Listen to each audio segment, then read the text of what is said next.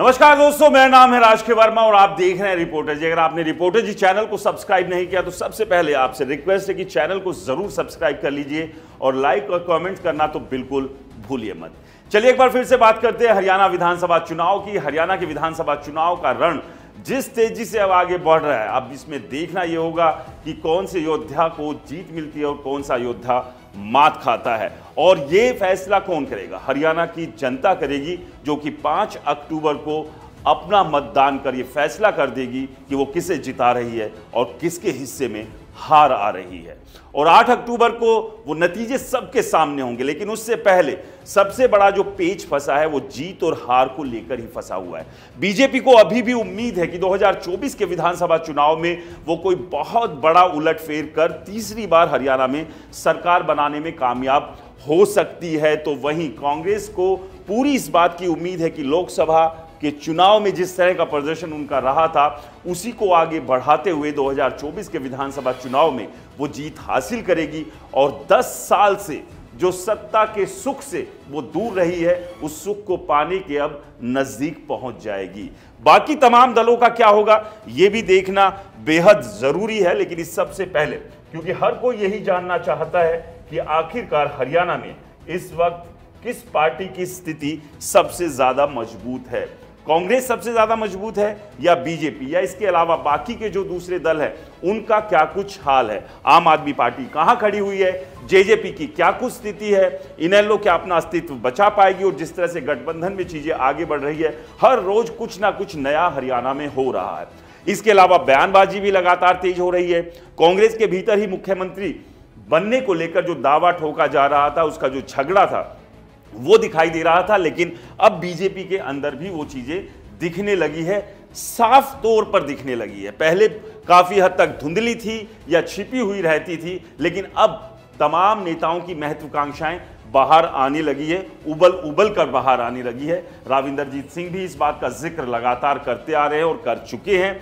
अनिल विज, जो कि पूर्व में गृह मंत्री थे, उन्होंने भी साफ कह दिया कि वो भी दावेदारी के मजबूत कैंडिडेट है सीएम बनने के। लेकिन पार्टी कह रही है कि नायब सिंह सैनी के चेहरे पर चुनाव लड़ रहे हैं, तो सीएम अगर पार्टी जीतती है तो वही होंगे। अब खैर देखते हैं किसके भाग का छीका फूटता है। लेकिन सबसे बड़ी बात तो यह है कि भाग तो तब खुलेगा जब बीजेपी 2024 का चुनाव जीत पाएगी। और उसके कितने प्रतिशत चांसेस है, आपको क्या लगता है, हमें कमेंट्स करके जरूर बताइएगा। इस सब के बीच सट्टा बाजार का आंकलन क्या है हरियाणा के विधानसभा चुनाव को लेकर? लगातार हम सट्टा बाजार से रिलेटेड अपडेट भी आपके लिए लेकर आ रहे हैं कि कितना सट्टा बाजार जब चुनाव की घोषणा नहीं हुई थी उससे पहले कहां बता रहा था तमाम पॉलिटिकल पार्टीज की स्थिति। और अब चूंकि तमाम उम्मीदवारों की घोषणा हो चुकी है, उम्मीदवारों के नॉमिनेशन भरे जा चुके हैं, जिन उम्मीदवारों ने नॉमिनेशन वापस लेना था उन्होंने अपने नॉमिनेशन भी वापस ले लिए। यानी कि अब पूरी तरह से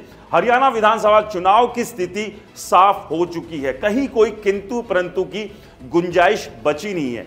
बस कहीं गुंजाइश बची हुई है तो वो भीतर घात की बची हुई है कि कोई घर का भेदी ही लंका को ना ढा दे। और इसी की कोशिश में तमाम पॉलिटिकल पार्टीज भी और तमाम इन नेताओं के ऊपर दूरबीन लगाकर नजरें भी गड़ाई हुई है कि ऐसे बागी नेता जो अभी भी बैठे तो अपने ही घर के भीतर है, लेकिन अपने घर में ही बैठकर घर की ही दीवार गिराने की जुगत में लगे हुए हैं। तो इस पर भी तमाम पॉलिटिकल पार्टीज की निगाह है। और जाहिर सी बात है, राजनीति है और राजनीति में कहीं भी कोई संकल्प नहीं होता है, कहीं भी कोई ऐसी आइडियोलॉजी नहीं होती जिसके साथ हमेशा कोई नेता बंधा रहे। अगर कुछ होता है तो मतलब होता है, फायदा होता है, और जब वो फायदा किसी नेता को दिखता है तो वो उस फायदे के पीछे चल पड़ता है। और यही स्थिति पॉलिटिकल पार्टीज की भी होती है। खैर, सट्टा बाजार क्या कहता है? सट्टा बाजार ने क्या हिला दिया है हरियाणा का चुनावी माहौल? सट्टा बाजार के हिसाब से अभी हरियाणा में चुनावी माहौल क्या है? कौन सी पार्टी जीत हासिल कर रही है? अगर जीत हासिल कर रही है, आज अगर पोलिंग होती है तो उस स्थिति में क्या हाल होगा?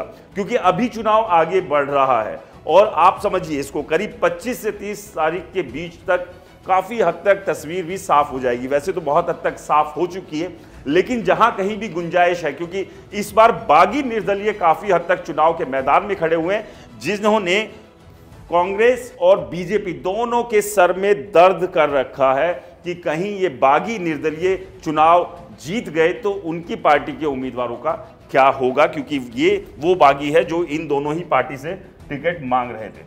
चलिए एक एक कर बात करते हैं कि सट्टा बाजार किसे बना रहा है हरियाणा में इस बार का किंग, किसकी बना रहा है सट्टा बाजार में इस बार सरकार। तो आपको बताते हैं कि अगर आज के हालात में चुनाव होते हैं तो सट्टा बाजार का आंकलन कांग्रेस को लेकर क्या कुछ है।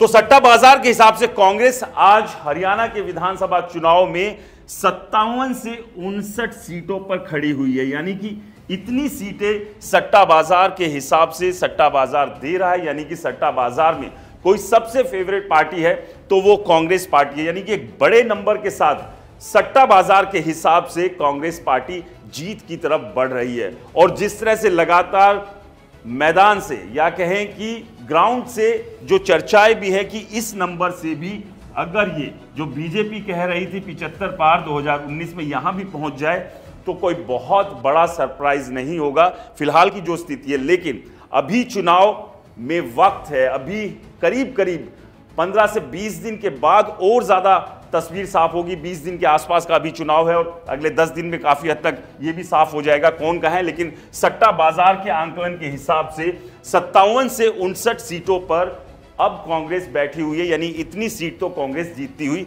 नजर आ रही है। तो बीजेपी की क्या कुछ स्थिति है, बीजेपी जब चुनाव की घोषणा हुई थी तब क्या हुआ था, यानी कि तब क्या कुछ स्थिति यहां पर थी। अब सबसे बड़ी बात यह कि जो साख अगर किसी की दाव पे है वो नायब सिंह सैनी की दाव पर है। और इस बात का जिक्र भी जो विपक्षी दल के नेता है उन्होंने किया भी था कि कहीं ना कहीं एक ऐसा मोहरा ढूंढा गया है नायब सैनी के तौर पर जिसके सर पर ठीकरा फोड़ दिया जाए इस हार का। तो क्या वही होने वाला है हरियाणा में, क्योंकि सट्टा बाजार के हिसाब से सिर्फ 21 से 23 सीट पर ही बीजेपी सिमटती दिखाई दे रही है। और आपको मैं बता दूं कि जब चुनाव की घोषणा नहीं हुई थी उससे भी 15-20 दिन पहले जो सट्टा बाजार का आंकलन था वो करीब करीब 28 से 30 सीटों का था। यानी कि आप समझिए कि चुनावों की घोषणा से लेकर अब तक करीब करीब 7 सीटें जो है वो घट गई है, 7 सीटें बीजेपी पार्टी की घटी है। यानी कि लगातार ये नंबर गिर रहा है। और अब से अगर करीब 10 दिन पहले की बात करें तो यही जो सीटें थी करीब करीब 24 से 26 के आसपास थी। यानी कि लगातार जैसे जैसे चुनाव आगे बढ़ रहा है बीजेपी का ग्राफ ऊपर जाने की बजाय नीचे जा रहा है। और यह बीजेपी के लिए बहुत ज्यादा चिंता की बात है और इस पर बीजेपी को सोचना होगा। अब खैर कितना समय बचा है कितना नहीं, क्योंकि उम्मीदवारों की घोषणा हो चुकी है और जिस तरह से घोषणा हुई थी पहली लिस्ट आई थी और जैसे भगदड़ मची थी वो बीजेपी के लिए चिंता की बात बनी थी। लेकिन उस भगदड़ से बहुत ज्यादा कुछ मैनेज करने में कामयाब बीजेपी हो नहीं पाई। खैर भगदड़ कांग्रेस में भी मची और कांग्रेस का भी हाल कुछ कुछ वैसा ही है। तो वहीं अगर अन्यों की बात करें तो 8 से 12 सीट पर ये तमाम बाकी के निर्दलीय और तमाम जो दूसरे पॉलिटिकल पार्टी है जिसमें आईएनएलडी बसपा गठबंधन है, आम आदमी पार्टी है, जेजेपी एएसपी गठबंधन है, ये तमाम पॉलिटिकल पार्टी बची। और इसके अलावा निर्दलीय भी ऐसे हैं जो कि इन 8 से 12 में सीटें निकालने में कामयाब होंगे।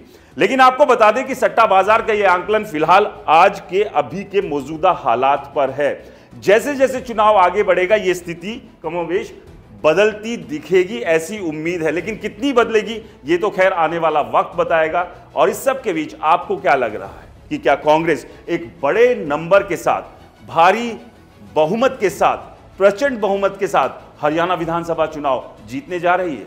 हमें कमेंट्स कर जरूर बताएं। और रिपोर्टर जी चैनल को सब्सक्राइब नहीं किया है तो दोस्तों आपसे एक बार फिर से अनुरोध है कि चैनल को जरूर सब्सक्राइब करें और लाइक और कमेंट्स करना तो बिल्कुल ना भूलें। नमस्कार।